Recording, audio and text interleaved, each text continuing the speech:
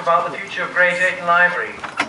I suspect most of you will know who I am, but in case there's some people here that don't know who I am, I'm Paul Peveril, I'm the vicar here in Great Ayton. I've been asked to chair this meeting as we meet with representatives from county to air our concerns and to try to find a positive way forward for the future. Now, I have to say, first of all, with my vicar's hat on, if I was taking a funeral now and saw this many people in church, I would slip the line in that your presence here says more eloquently about the person, the cause, than anything else.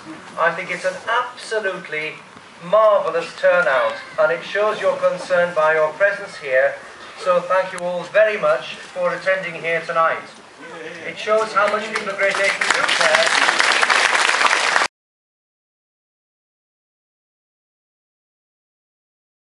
Say we're absolutely, delighted that so many people care so much about the service that we provide.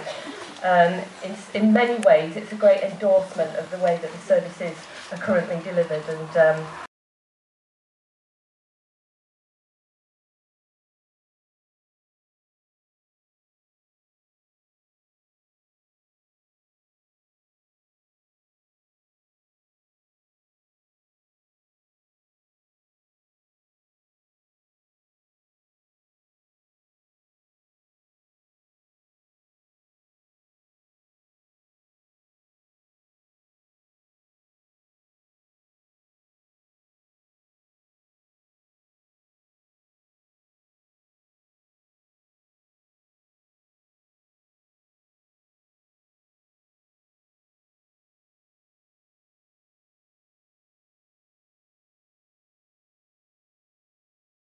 and say, okay, well, what assets have you got in the community? In Great Ayton, for instance, you've got a great library building. It's actually owned by the county council, so we don't have to pay rent, we don't have to get out of there particularly.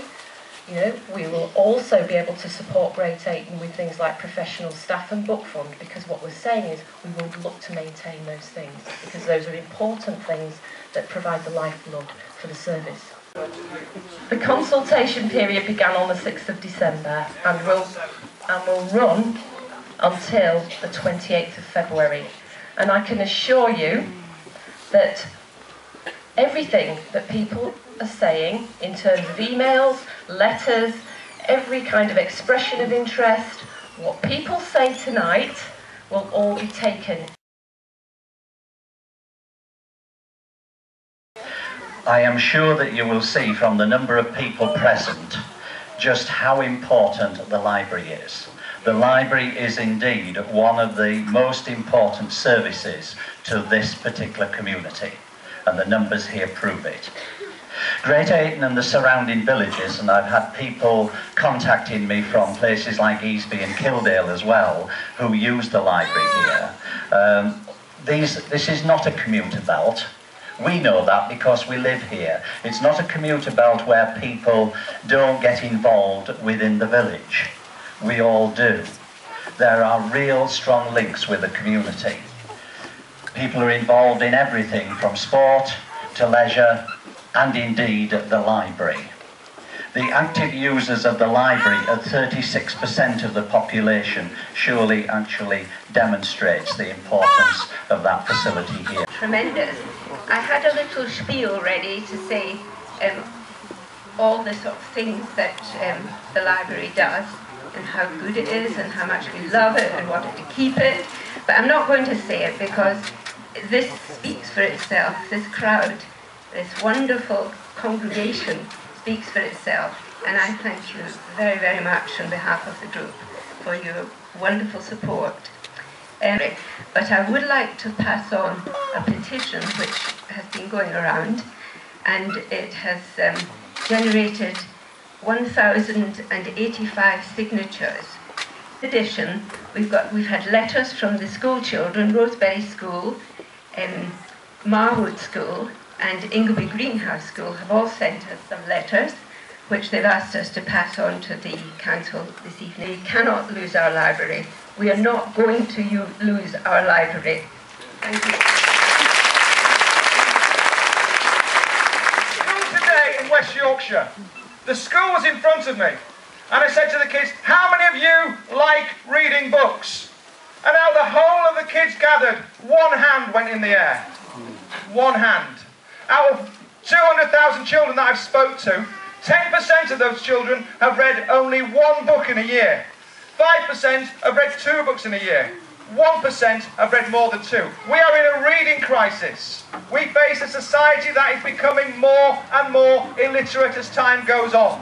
An illiterate society is a dying and decaying society. I would say to you, start a revolution tonight. Fight and fight and keep on fighting. I think is that we've just heard a very passionate speech from an author who clearly has a very strong view of the libraries in North Yorkshire, and I've got to say is all the sentiments that he's expressed this evening is I share. I understand the passion that's in this hall tonight because my library is also on the proposed list. What criteria were used to decide which libraries were vulnerable? Is it population? Is it the number of elderly? The number of disabled? The number of children? Yeah, as I said at the beginning, we did look at, obviously, usage, population statistics, and also destinations in terms of people went and where people went. And obviously, there's no getting away from the fact that in terms of, your proximity here, 3 miles from Stokesay or thereabouts, that had to be a consideration. We've heard a lot from the council about it's our responsibility to run our library. I would like to remind them of the 1964 Public Libraries and Museums Act, which puts a statutory duty, a legal responsibility on the local authority to provide a comprehensive and efficient library service to all who wish to use it. In 2001, 10 performance standards were introduced, the first one of which concerned access to a static library.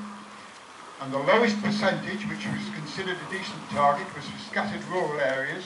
And let's give ourselves the benefit of the doubt and say that North Yorkshire is one of those. 72% of the population should be within 2 miles of a static library. Without any library closures whatsoever in North Yorkshire, the figure currently is only 60%. If the library closures go ahead that the council wish to see, it goes down to 49%.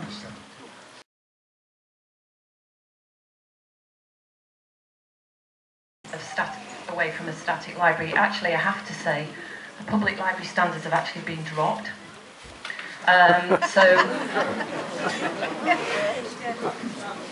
they have, and have not been enforced probably for the last 18 months, 2 years. We don't want to close it. We're not here tonight, because people keep saying this, to close Great Ayton Library. Would have to contribute towards the cost and the running and the maintenance of the building. So we would have to pay towards the cost. It is not a free service that they're going to give us anymore. The community library is based on volunteers, and it is not as our library is now. We need to fight to keep our library as it is with professional staff and